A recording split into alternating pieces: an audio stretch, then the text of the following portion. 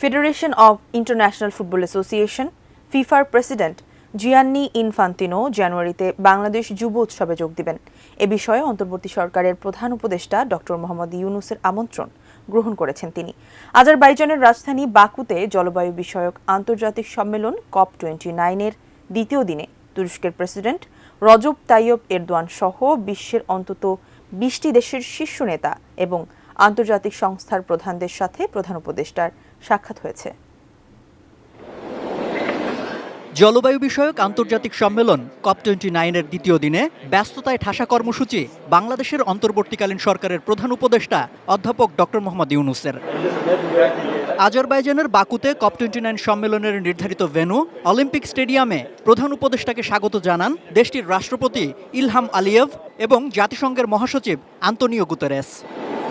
সম্মেলনে অংশ নেওয়ার মাঝেই প্রধান উপদেষ্টার সঙ্গে সাক্ষাৎ করেন ফিফার প্রেসিডেন্ট জিয়ান্নি ইনফান্তিনো। এ সময় প্রধান উপদেষ্টা তাকে আমন্ত্রণ জানালে সে আমন্ত্রণ গ্রহণ করেন ফিফা প্রেসিডেন্ট। এ সময় সাফ চ্যাম্পিয়ন নারী ফুটবল দলের সাফল্যের কথা জানিয়ে স্বনামধন্য কয়েকটি নারী ফুটবল দলকে বাংলাদেশে আনার বিষয়েও ফিফা প্রেসিডেন্টের সহযোগিতা চান ডক্টর মোহাম্মদ ইউনূস। এদিন প্রধান উপদেষ্টার সঙ্গে তুরস্কের প্রেসিডেন্ট রজব তাইয়্যিপ এরদোয়ান ও ফার্স্ট লেডিরও সাক্ষাৎ হয়েছে। এ সময় রাষ্ট্র সংস্কার ও সমৃদ্ধ দেশ গড়ার যাত্রায় বাংলাদেশকে সম্ভাব্য সব ধরনের সহায়তার আশ্বাস দেন তুরস্কের রাষ্ট্রপ্রধান। স্বাস্থ্যকর অল টাইম ফ্যামিলি কেক, সব সময় অল টাইম হেলদি লাইফ।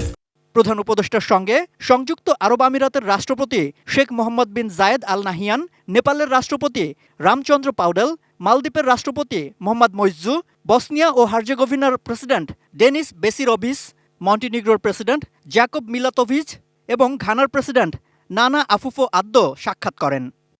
এছাড়া ইরানের ভাইস প্রেসিডেন্ট শিনা আনসারি, ভুটানের প্রধানমন্ত্রী শেরিং টোবগে, আলবেনিয়ার প্রধানমন্ত্রী এডি রামা, লিখটেনস্টাইনের প্রধানমন্ত্রী ড্যানিয়েল রিশ, বার্বাডোসের প্রধানমন্ত্রী মিয়া মোটলি, ব্রাজিলের পরিবেশ মন্ত্রী মেরিনা সিলভার সঙ্গেও প্রধান উপদেষ্টার সাক্ষাৎ হয়।